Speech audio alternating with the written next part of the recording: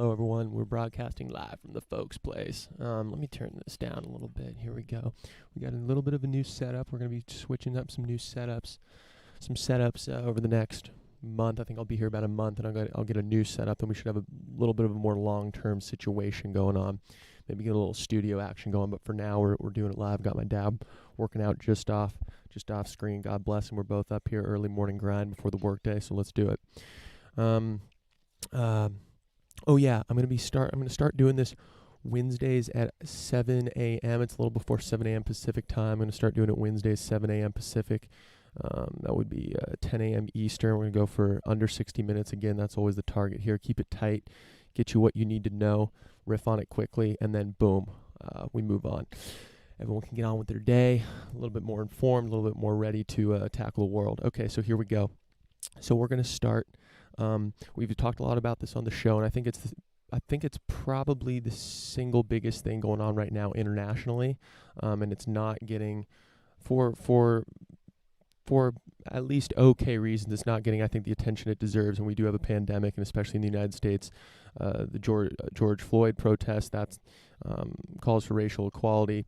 That's been taking up a lot of oxygen, understandably so, but on the things keep happening. That's why we like to riff on this show, and the things are always happening. Even if the zeitgeist or all the attention is on one thing, you gotta zoom out, and these slow moving rhinos are moving. And one of these slow moving rhinos that's been going on for a while is increased China control over Hong Kong. So in '97, the UK gave Hong Kong back to China, and said, well, partially said, okay, it's going to be one country, two systems. Hong Kong's going to be free. They're going to be able to govern themselves for 50 years. That was in '97, and it's 2020 now. China said, time's up.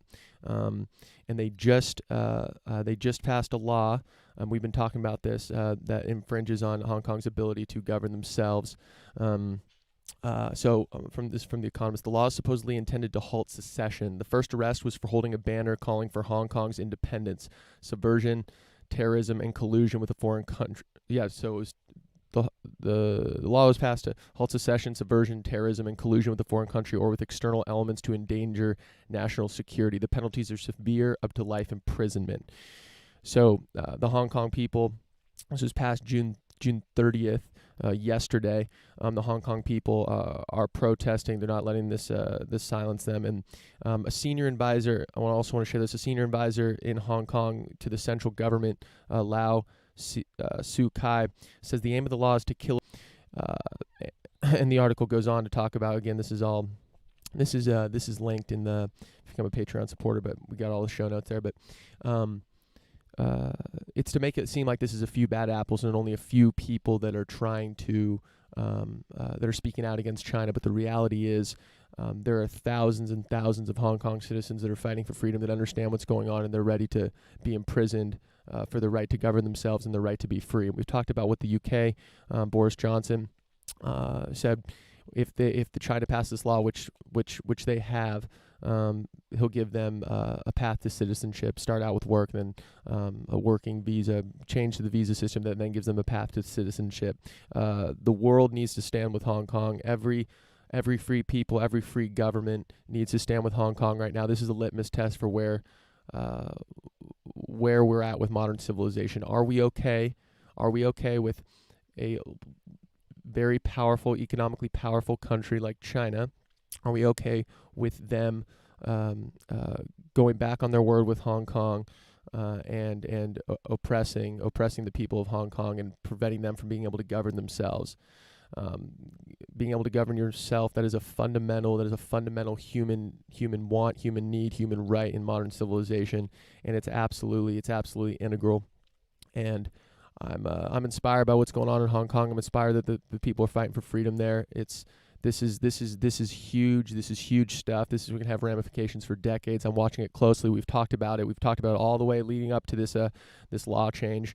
But it's absolutely insane. It's something that's, it's something out of, you'd read in a history book, but it's happening right now. You're talking about China making sweeping changes to their constitution. And I was also reading, they changed leading up to the rule change. They had billboards. There were a whole bunch of billboards that they bought out in Hong Kong saying why it's going to be good for the Hong Kong citizens, et cetera, et cetera. But this is the world is watching. Hong Kong, we stand with you, and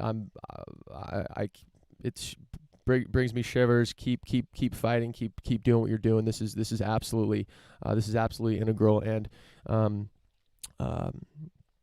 link that, let's talk about Adam Silver recently. He was in an interview. He had comments on China, and he said this quote. And I want to riff on this, and I want to talk about this because I think it's important that business, the United States, not just from Pompeo has spoken out. And said other many democracies around the world, powerful countries have spoken out against what China's doing in Hong Kong. But I think it's also there's talks that the United States will increase will require export licenses because Hong Kong is no longer a separate entity from China. So to do business in Hong Kong, you will need a separate export license, just like you need one in China. And they're going to extend that to Hong Kong, which is only going to hurt business in Hong Kong. It's only going to hurt China. And this is sad because it's going to hurt the Hong Kong people as well. But the Hong Kong people are no longer the Hong Kong people right now. They're fighting for it, but right now China is showing that they are willing to wield their power over the free people there, and it's going to be a fight. It's not over. This is going to be a long struggle, and we'll be watching it. I'll be watching it extremely closely. So Adam Silver had some.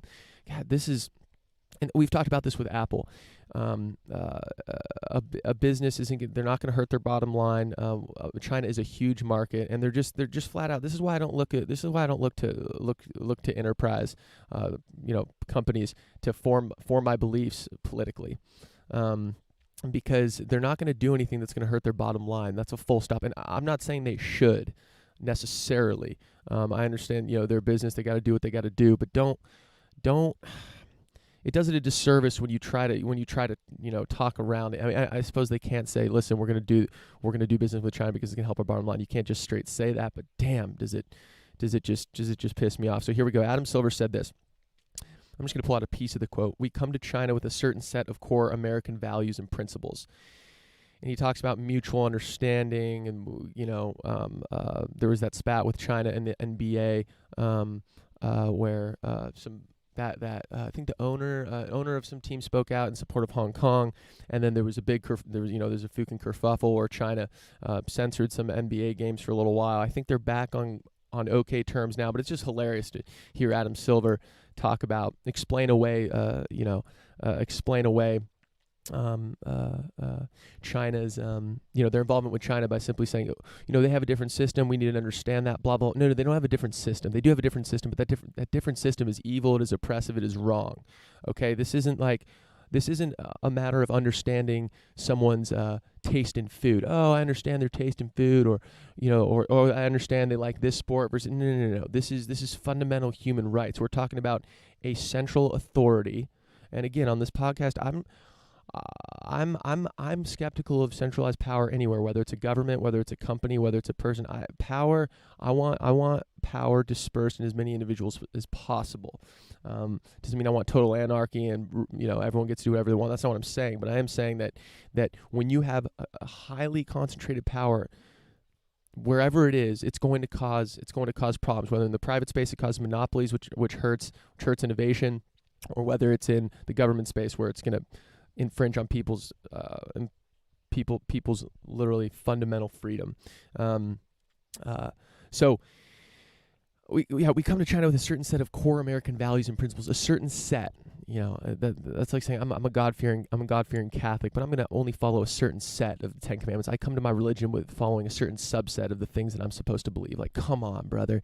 Fundamental American values, fucking freedom is the most fundamental. Being a government, literally this country was founded on a government not being able to tell its people what to do. That is the most fundamentally American thing.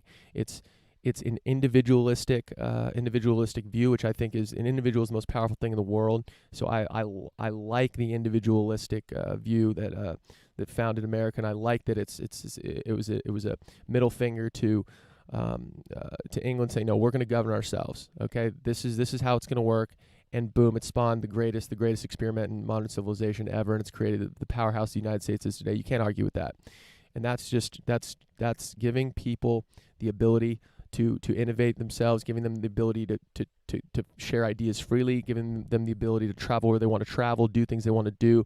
That is an amazingly powerful thing, and that is a core American value. So, Adam Silver, I don't know what certain set of core American values and principles you're going to China with. Maybe maybe that money talks. That's one. I think business is important in America, but Jesus, like that is just a hell of a mental gymnastics statement. And again, I said this with Apple. Should the NBA just pull out of China full stop? Do I think that's the answer? No. Do I think they should full out speak out against China? I mean, if they do, they'll almost for sure get censored. But maybe that's what it's going to take. Maybe a bunch of companies in the United States are going to have to band together, because this is ridiculous. It's something needs to be, but we can't just keep pretending that this whole China thing's happening. Like very very oppressive regime. Now it's starting to spill over into India. It's starting to spill over into Hong Kong. Well, it's been spilling over into Hong Kong. It just started to spill over into India with the border disputes. But this is I think again a threat to freedom anywhere is a threat to freedom everywhere. So we need to stand up right now. We need to speak out against this. Okay, so I also want to, Hong Kong people, we stand with you. We support you. The United States is with you. I'll be keeping No Gradient listeners updated on this, because I think it's one of the biggest things going on right now that is not getting enough coverage, and it's absolutely it's crazy. We're living in history right now. Fight for freedom. This isn't something you read about. Oh, fighting for freedom. That's like 100 years ago. Yeah, we're all free. No. We got to earn freedom every single day, every single year, every single generation. We have to fight for that freedom. It is very sacred. Even in the United States, especially in China, wherever, every generation has to earn their right to govern themselves and earn their right to be free, and not let fascist tyrants and dictatorships, which is what Xi Jinping is. He's a thug. We cannot allow that. We need to earn it every single day, and we need to educate ourselves on this. And wherever we see it, we need to call out immediately and nip it in the bud. And it's not being nipped in the bud with China right now. They're getting more and more bold. So we're gonna see what happens. We're gonna be covering a No Gradient, and it's gonna be epic to do it. Okay, so I got to eat my words. So last week I spoke out about the protests causing increase in COVID cases. I was wrong. So I talked on the show. Well, at least it looks like I was wrong. There's an early working paper. That's showing with some universities getting together. It says that the protests are actually not causing an increase in the spread of the virus. And one of the reasons is that in the cities where it is, where the protests have happened, they compared it to cities where they haven't. More people are staying inside. So because of the protests, there's still a high, there's an increase in people staying in their homes that are not going out as much because the protests are happening. So there's a bit of an offset effect. So it takes 3 to 5 weeks for some of this stuff to get baked in, for some of these mass spreading events to get baked in. So it's still a little early. Maybe we're going to see some spikes in some of these cities. It's still a little early, but I need to eat my words on that. And again, I'm fully okay with being wrong. I love being wrong. That's what learning is. It used to be okay to be wrong. We used to honor that, and we used to allow Buchan people to do that. And I'm trying to bring that back. Okay, we can be wrong on No Gradient. I want to be wrong because that means I'm learning. So it's looking like I'm wrong on that. It's not for sure. Again, it takes 3 to 5 weeks before the full numbers are going to come through. But we're gonna see. So that honestly is very surprising to me. But we'll see what the deal is. Okay. So, there were a few things that we didn't get to last week. Again, we try to keep it under 60 minutes. We try to keep it tight. We try to keep it all in sight. Okay, so this has been something I've been thinking about for a while. 1 gigabit per second internet. And if you're not familiar with the internet speeds, your average internet speed, I forgot in the U.S., maybe it's like 50 megabits down, maybe it's like 6 megabits up. It's typically a slower upload speed because most people just don't care about that, and the infrastructure is not really designed for that, because you're not typically uploading stuff. You're mostly downloading content, watching Netflix, shit like that. But we're starting to see 1 gigabit per second internet starting to sweep the nation. I think it's going to be about a decade before it's ubiquitous. But what's crazy is if you're on a super fast internet connection, it actually changes the way that you view. Not for power users. Not if you're just a kind of a casual user of the internet. If you're not a total internet astronaut like I am, there really isn't that big of a difference. It does change your view of it in a fundamental way. All of a sudden, downloading a 7 gigabyte file, like downloading a video game, for example, was at my homie's place. Was like, yo, we had to download it. It takes a matter of seconds. It's insane how quickly you can do. All of a sudden, there's no such thing as waiting for a large download to finish. And people are streaming now. There's not as many downloads as there used to be. Downloading isn't as much of a thing. It's more of a streaming situation now. But downloads are absolutely still a thing, and that's pretty much the biggest change. The biggest change when you have a super fast internet, it's not. You don't need that fast of an internet to stream Netflix. You don't need that fast of an internet to have a Zoom call and do basic internet stuff. So what's crazy is when you get to a pipe with 1 gigabit per second, which is like 10 times faster than, or even 20 times faster than your typical internet connection. What blows my mind and what I'm still thinking about is you actually there's not really anything new you can do with an internet connection like that besides do more of what you already do, or download large files faster. And when I say do more of what you already do, I mean this. And you're not even going to bump into this, but maybe you can have now 30 people on a Zoom call at your house on your home internet connection. You can do that now, whereas before you can only have 4. It's like that doesn't really change. That's not really a use case that's going to change anything, right? How often are you going to have 30 people at your house all using your internet, downloading things, uploading things on video calls, blah, blah, blah. It's not that big of a difference, which is why I'm wondering, where's the iPhone moment? That is, where's the use case for the 1 gigabit per second internet connection? The software hasn't been developed. Placing academia, research, fat pipes, sending large amounts of data, absolutely, that's important. But as far as consumer level, you can do all the same things you can do with 1 gigabit per second, with 100 megabits that you can do with 1 gigabit per second. There's not really any fundamental shift. So I'm waiting, and maybe it won't come. Maybe internet is fast enough. I doubt that. It's similar, like, we've had the same speed for the last several decades of airline travel, right? You're still going the same speed. It's gotten good enough. There's this great post on by Idle Words. I forgot the name of it, but he talks about how the fact that plane speed has not increased over the last several decades because it's fast enough, it's good enough.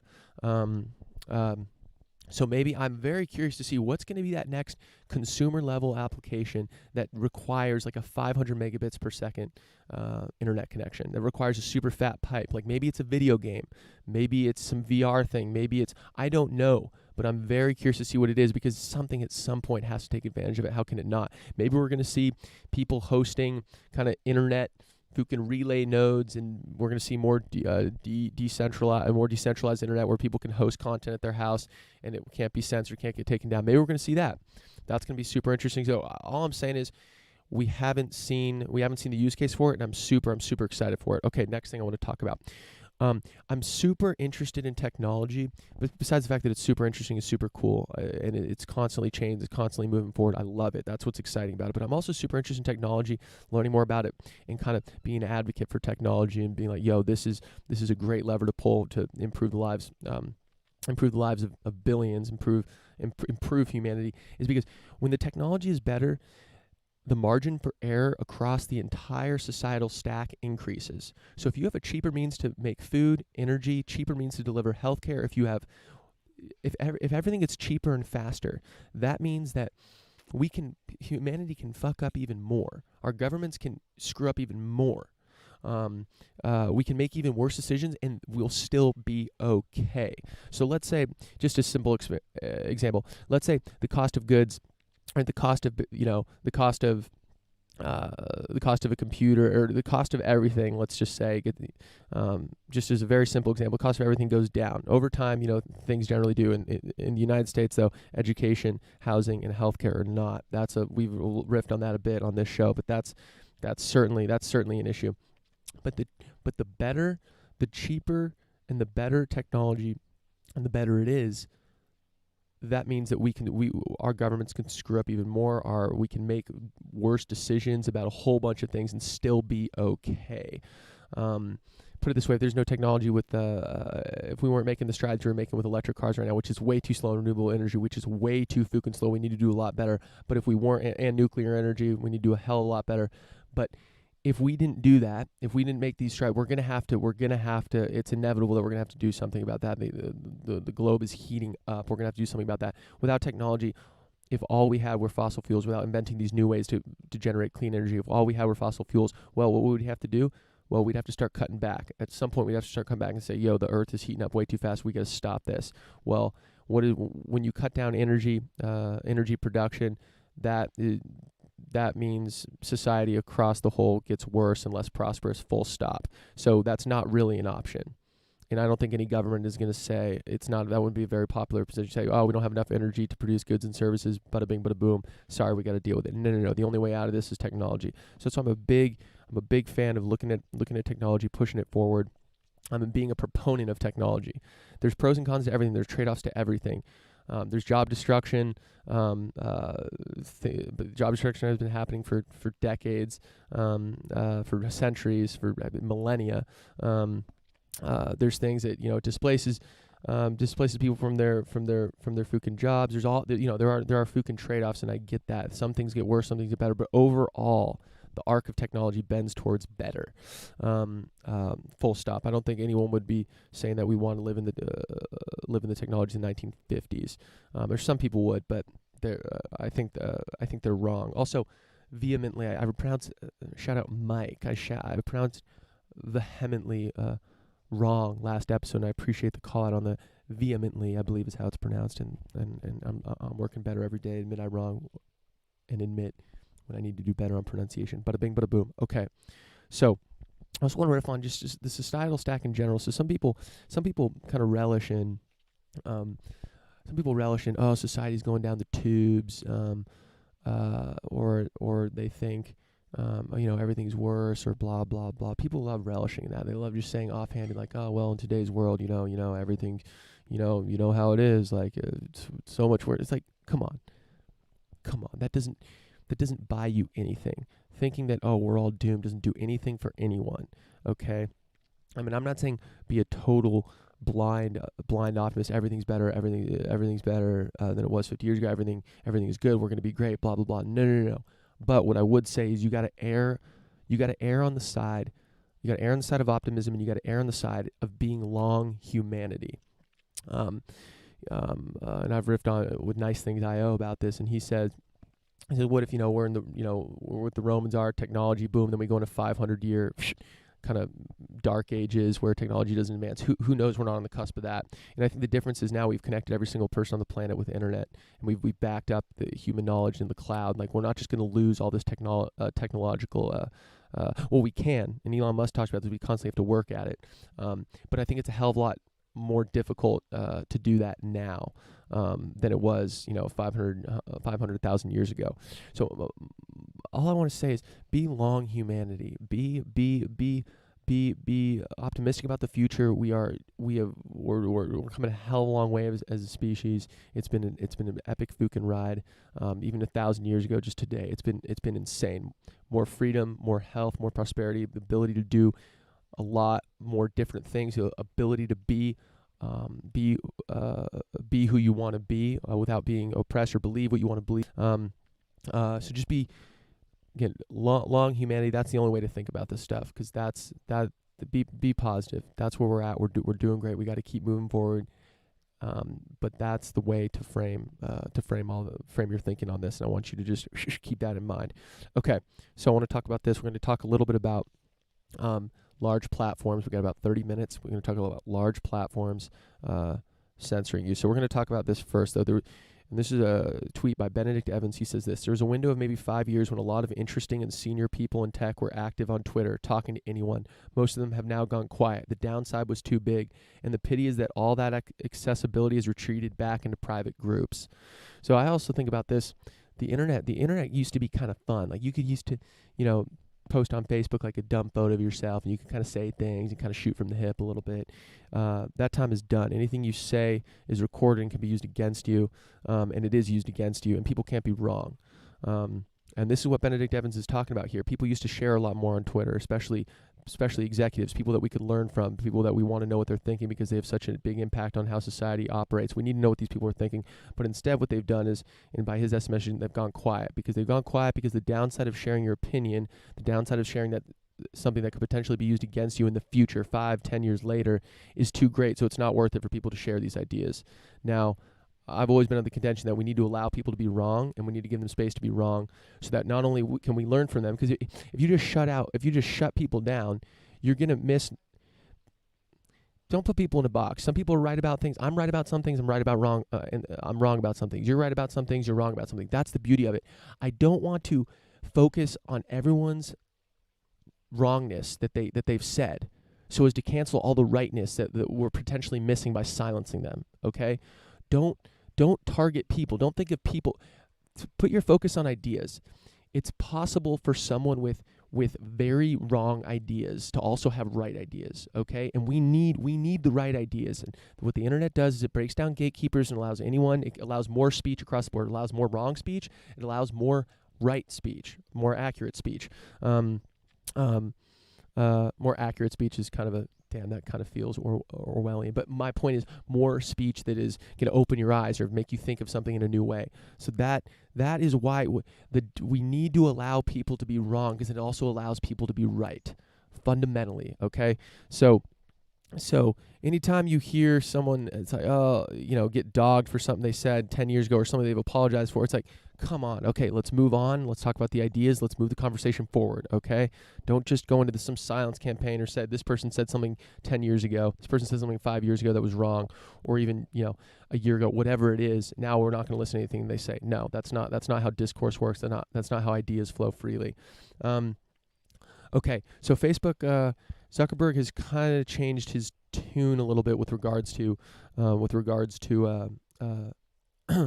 how he's going to is he going to put any labels on some of particularly Trump's statements that may be against that may be calling for violence or things like that. So Twitter has silenced democratically elected President Trump. I think he's a jackass, but the fact of the matter is I'm certainly not comfortable with a private company telling my democracy how to run, full stop. Our democracy, rather. So Facebook released a post, and they had some advertisers pull out for 30 days or something, and the advertisers, these big brands patting themselves on the back, et cetera, et cetera. And he talked about 4 things in his post. He broke it down into, first one, providing authoritative information on voting during the pandemic, additional steps to fight voter suppression, creating a high standard for hateful content in ads, and labeling newsworthy content. This last thing, labeling newsworthy content, has to do with putting people. That's the type of thing that they're not going to silence. If Trump says something that he's calling for violence, they're not going to silence it. What they are going to do is they're going to put a label on it, and they're still going to allow people to share it, because if it's newsworthy, if it's deemed newsworthy, they want to keep it up so people can see it, people can talk about it. We talked about that on the show. That's important. It's important to know what our political leaders are saying. It's important to have posts that we can point to, that we can have discussions around. That's how we learn. Again, discussion is good. So, listen, on the face of it, providing authoritative information, additional steps for voter suppression, create a higher standard for hateful ads. I mean, the hateful ads thing, I don't really have any problem with. I mean, it's ads on their platform. That's fair. That's kind of outside the domain of just someone writing a post. Anyway, all I'm gonna say, on the face of it, all these things sound good. I don't really like the, I understand that I understand where they're coming from, but what scares me is that I don't want to become reliant on it. It just scares me when a private company has so much control over the flow of speech and ideas, and they are going to be willing to tweak their algorithms and make content decisions about what flows through their pipes and what flows through their network. Even if a lot of the things they're saying, listen, a lot of they're saying I don't disagree with. Yes, of course, it's not good to have a platform that supports racism or any number of evil things, calling for violence, things like that. But I just always think about the flip side. Always think about the flip side, where you have a private company that is tweaking algorithms that are affecting billions of people across the world. Now, and I'm not even saying full stop that they necessarily shouldn't, right? These are just important conversations that need to be had. All I'm saying is that don't blindly think that we need, and we're going to be dealing with this for decades. This is going to be going on for a while, okay? But just understand the flip side of what when you cheer on a company for increasing their content moderation. First of all, on Twitter, I wish people had more. I wish the user had more control over what they could see. Maybe have a default safe filter where, okay, we're gonna filter out stuff that we're pretty damn sure. But again, that's what it comes down to. They're pretty damn sure. You can't be 100% certain on every single post. And some stuff, fact of the matter, is going to get flagged and deleted because algorithms aren't perfect. But I wish users had more control over what, because on Twitter, I feel like I'm seeing a limited version of what people are actually saying. I want the full. Let me choose a safe filter option. Let the flow of ideas come to me. I'm an adult. I can handle dangerous ideas. I can look at them, and in fact, the more I see dangerous ideas, the better I can argue against them. So you're actually doing a disservice, and I don't know these ideas are out there. Okay, so there needs to be a middle ground in this conversation. It's not just, Fukin, hand the keys to the kingdom, hand the keys to the flow of conversation over to the private tech companies. That's not the Fukin answer. That is not the Fukin answer. And of course, the First Amendment does not protect private companies from. The First Amendment protects people from the government silencing their speech, not from private tech companies making decisions on their content. Okay, so we're gonna keep riffing here. Okay, so Google had I think this is worth talking about because I think people have a misunderstanding about how people always say, oh, well, Google sells your information, Facebook sells your information. They don't sell your information. They target ads against you. I can't go to Facebook. I can't go to Google or some big bank or some big consumer product good company can't go and say, yo, I want all the information on Dick Lucas. I want his sexual fantasies. I want where he lives. I want how many times a day he goes to the bathroom. No, that doesn't exist. Okay, that's not how these things work. So I want to quote Google here. As always, we don't sell your information to anyone, and we don't use information in apps where you primarily store personal content, such as Gmail, Drive, Calendar, and Photos, for advertising purposes. Period. Okay, and I got in a good shout out Nick B. I got in a good debate with him. Well, not a debate really on Twitter, just a quick exchange, where he pointed out, what about Gmail's ads they show you? At the top, aren't they scanning your emails? No, they're not. What they are doing is they have other information about you that they're serving to you on Gmail, but they're not scanning the actual content of your Gmail, and they're not selling your data. Now, granted, I'm not saying, we don't need to care about these private tech companies. That's why I talk a lot about crypto. I think cryptocurrency networks are going to give data control back to the users. What I am saying, though, is we need to understand, there's a balance. We need to understand that we need to talk about these issues in a correct and accurate way. Google and Facebook are not selling your data, full stop. They're not. Do they have too much of it? Probably, yeah. Do they? Should users have more control over their data?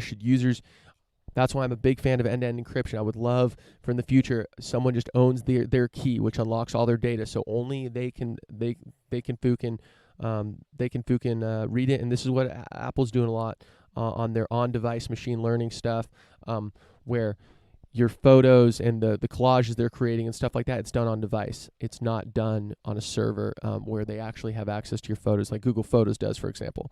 So I just want to call that out. Okay, speaking of crypto networks, Augur V2 will launch July 28th, 2020. We've talked a lot about Augur. It's a prediction market. It's built on Ethereum. It allows you to bet on the outcome of of any event. Think sports, I think, is a good sports, politics, and it's going to be, I think this is going to be, I have a lot of friends that bet on sports, and what they do, it's a total nightmare, the systems they use. They're using some weird ass domain at some weird top level domain at dot, I don't know, just random websites, long processing times, high fees. This is a situation where I think this could take cryptocurrency to another. I'm not going to say it's the iPhone moment. I don't think it's going to take it to 1 billion people. Hell no. Not that many people gamble, I think. But I think it's going to take it to a lot more people. So I'm excited to play with Augur V2. It can't be shut down. It's decentralized. And you don't have a centralized authority. You have a group of people that are voting on the outcomes of events, right? They're saying this is the outcome of the event. They're staking their rep token. And that is how the network determines what actually happened. Did the Buffalo Bills win by 10 points or 3? Well, the network reports itself, the users on the network. So if you buy a rep token, you can then report the outcomes of events. And why would you report the accurate outcomes of events? Because that makes the network more valuable, and that makes your rep token more valuable. So I'm very, very interested in this. I'm very excited to play with it. I played with V1 a bit back in the day, a couple years ago. It was pretty clunky, and you could only bet in Ether. Now you'll be able to bet in US in a stable coin DAI, so you can actually bet $100. and that value of the $100 won't change, like similar to Ether or Bitcoin. That value changed all over the place. So I'm very interested in what's going on there. I think it's gonna be super interesting. Okay, 7:22. We've got about a little over 10 minutes here. Excuse me, 20 minutes. Okay, we're good here. Okay, so we're going to go talk about a little bit back to moderating speech. So the fact of the matter is YouTube, Facebook, Twitter, Reddit are increasingly showing their willingness to moderate speech. That is a fact. And this, again, private companies doing this behind closed doors, I am very skeptical of this, just like I'm skeptical of governments doing things behind closed doors, like what the NSA was doing. I constantly talk about the Snowden leaks and talk about what the NSA lied to Congress, and I'm constantly also going to talk about private companies doing things behind closed doors. Again, I have a problem with big government. I have a problem with big private companies doing things behind closed doors that I don't think they should be in charge of, or that I think is going to set a dangerous precedent or go down a slippery slope. So I'm going to be watching this extremely careful and no gradient. We're going to be talking about it as this unfolds. But what's interesting is at the same time that YouTube, Facebook, Twitter, and Reddit are starting to censor more content and are starting to come down on this stuff more. Censor-resistant payments and censor-resistant hosting, internet hosting building blocks are coming online. So what do I say with payments? Crypto. You're seeing payment. There's this Twitter alternative called Gab. It bills itself as I think you can kind of set your own community guidelines in terms of you can determine what is censored and what's not. So you can see what people are saying. Not have to worry that it's being silenced. Visa recently pulled out.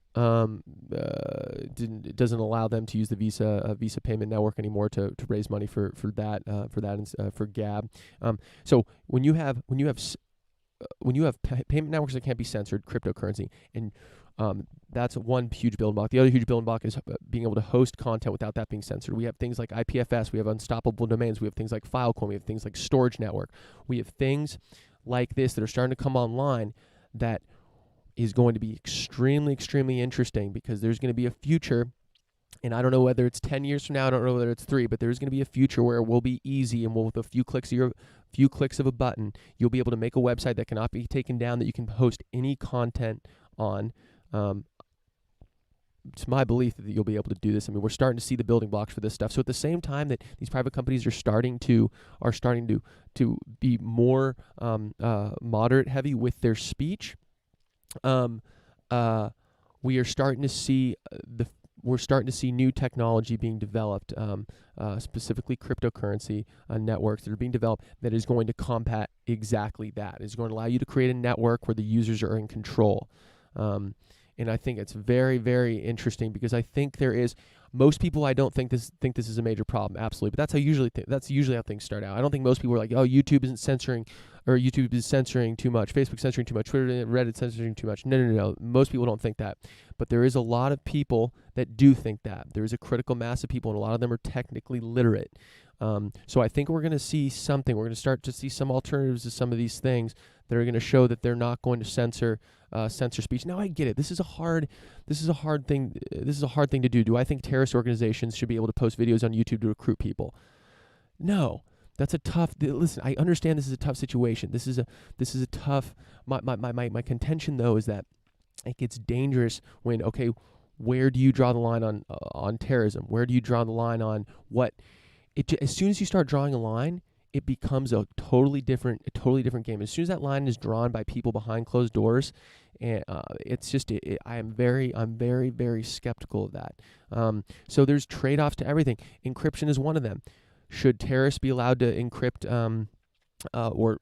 or people with fucking child porn, should they be able to share files and videos and be able to communicate with each other over encrypted networks, end-to-end encrypted, that no government can look at, and that they can't be discovered? No. But the alternative is not having encryption, and that means that billions and billions of good fucking hardworking, decent people. Most people are decent. Most people wake up and think, okay, I want to do good in this world, and most people are good. Does that mean that they should not have encryption? No, the trade-off is worth it. There are no solutions. There are only trade-offs. You can't give. It's either no encryption or everyone has encryption. That's the way it works, and I choose the latter because I think that trade-off is worth it, and I think it's difficult to argue otherwise. So this is going to be another interesting, very interesting. If you're interested in this stuff, look at unstoppable domains. Look at IPFS. You're starting to see building blocks for an uncensorable internet. This is something that was kind of we kind of initially, when the internet initially started, we thought this is that famous quote: the internet views censorship as like damage and routes around it or something like that. Well, we thought that was true. Well, it turns out no. When a lot of the internet is controlled by large private platforms, they can just delete your content, full stop. They can demonetize you, full stop. Again, this is similar to a lot of the people getting demonetized right now, or the videos getting taken down. And I don't, again, I'm not the one seeing all these videos. I'm the one moderating them. There's a lot of heinous shit being posted on these platforms. I totally get that. There's a lot of horrible, horrible, horrible shit. All I'm saying is, in the same way, it's just now's the time to speak up about these things instead of when they start being super. When they start wielding that stick a little bit more, it's like, well, no, we need to be having these conversations now. It's similar to, we talk about First Amendment on this show a lot, freedom of speech. No one was defending people protesting the lockdown. They were calling them idiots, right? And then people protesting George Floyd, mass protests all over the United States, and no one batted an eye at that. Well, of course, but the thing is with the First Amendment is you need to defend both, and I do defend both.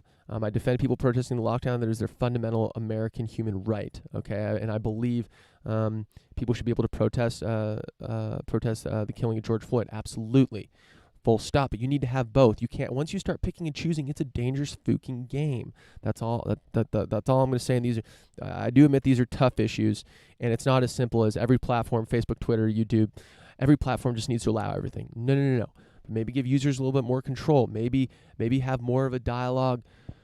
I honestly don't have a simple answer to this, and I don't think there is one. And a lot of things of substance, there is no simple answer, because the things of substance are fucking complicated. People are discussing them because there's not a simple answer. And we'll be dealing with these things 1,000 years from now. I don't think this is a fundamental thing. What speech should be allowed? All speech I think should be allowed. But again, a terrorist organization posting a video trying to recruit people to do heinous acts, should that speech be allowed? No. I don't think YouTube and Facebook and Twitter should be arms for terrorist organizations to recruit things. But my point is that there are going to be the building blocks are trying to be put in place, and we're going to have to strap in, get ready, because there's going to be building blocks put in place where heinous organizations, heinous people can host things that will not be able to get taken down. We're starting to see the building blocks, so we'll see what happens with that. We need to be ready as a society to deal with that. Okay, so I want to talk about torrenting for a second. So you might remember this.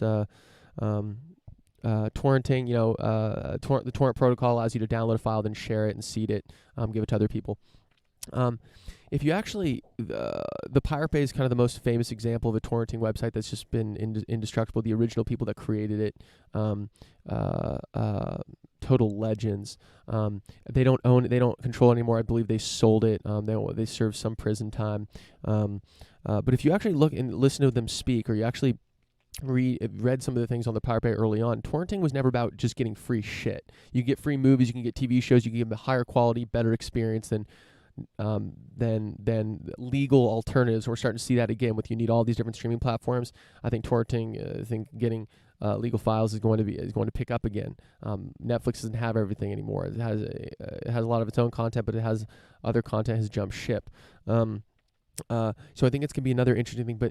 But torrenting was never about just getting free shit. It was about being able to share culture without any restrictions of copyright, without any restrictions of, you can't share this, without anyone saying you can't share this thing.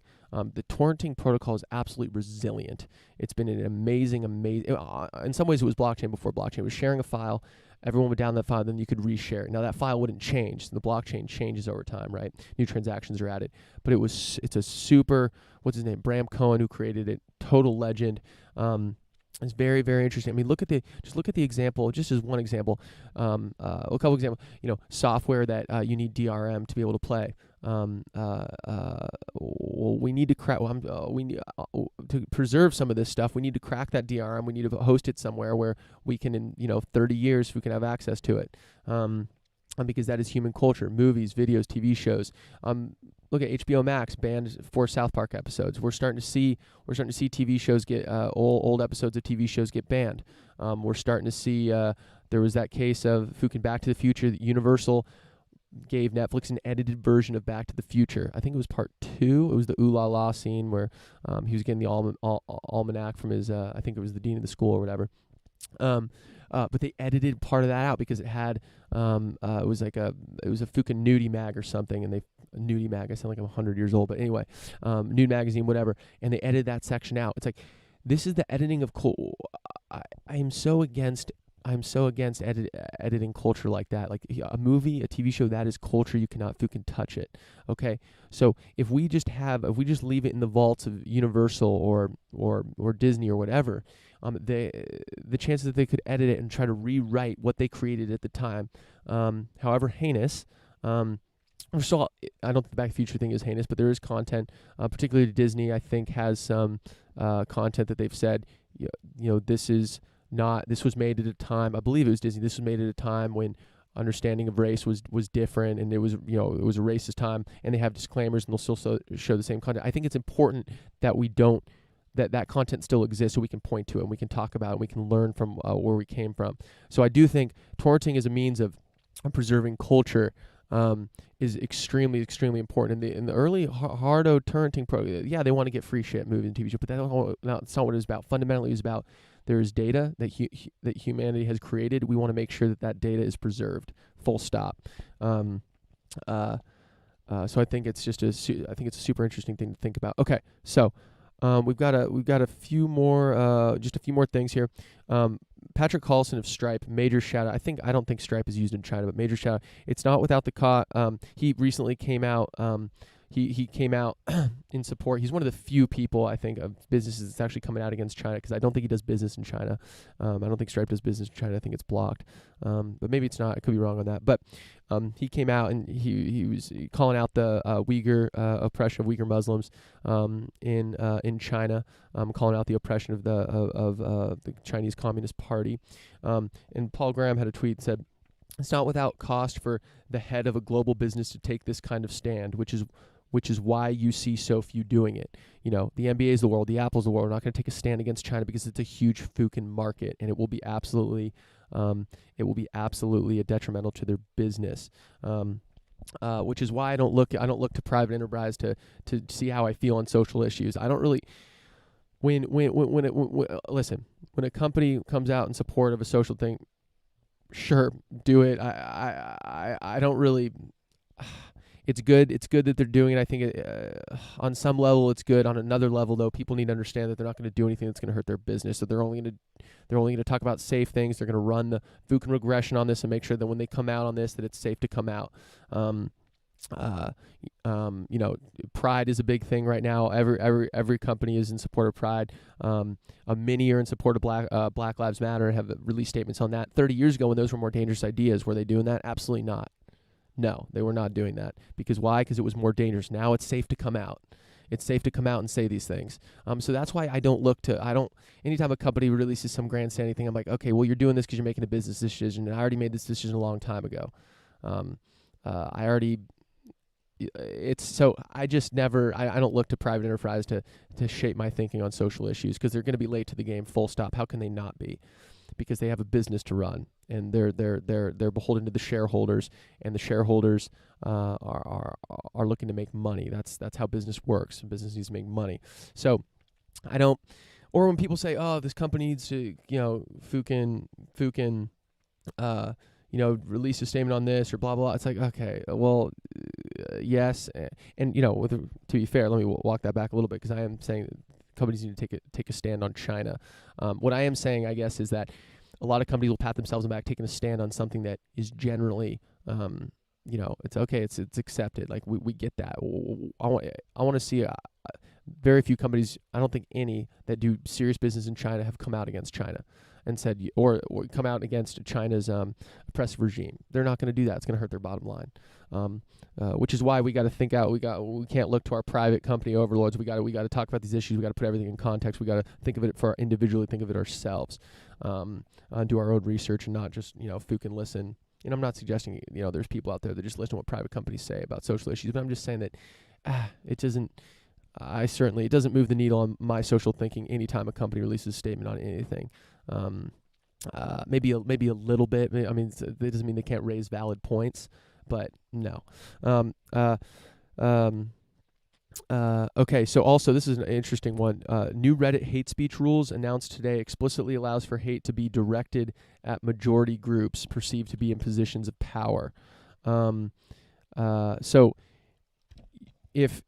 if you're in, and there was a great someone released I forgot his name, and I had this quoted somewhere. I don't have it anymore, but he had a really good quote on this. So basically, Reddit is allowing you to attack majority groups. They're saying, okay, if you're in majority groups, your hate speech is allowed to be thrown at you. So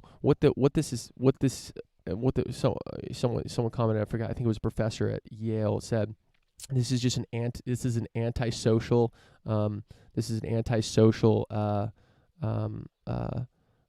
policy, and it's also going to make the fringes more extreme, because the fringes now have a safe haven on Reddit to attack majority groups. Like, okay, for example, maybe democracy. I think a majority of people believe in democracy. Majority of people believe in capitalism. They believe that people should be able to have their own business, have private property, things like that. Does that mean we need to give safe haven to people that are going to attack an idea in the majority? Now listen, I'm not saying every idea in the majority is a good thing. Absolutely not. That's the whole thing of human progress. We need to allow the ideas that are not in the majority to give oxygen so that they can one day maybe be in the majority because they turn out to be right. But there are some ideas in the majority, we can't throw the baby out with the bathwater. There are some ideas in the majority that are absolutely right. I think democracy is one person, one vote. I think we've kind of figured that one out. Basic, giving people basic human rights to speech. These are things that I think are in the majority, and the majority of people believe them. But does that mean that we need to give a minority who don't free reign to dog on certain majority ideas that we're pretty damn sure need to be right, pretty damn sure are right? Now, I'm not saying silence minority opinions. What I am saying is, why would you give safe haven to target only majority based ideas? No, you need to give a level playing field. Let the best ideas win. To say that we're going to allow hate speech against majority groups makes absolutely zero sense. That's not how idea information warfare fucking works.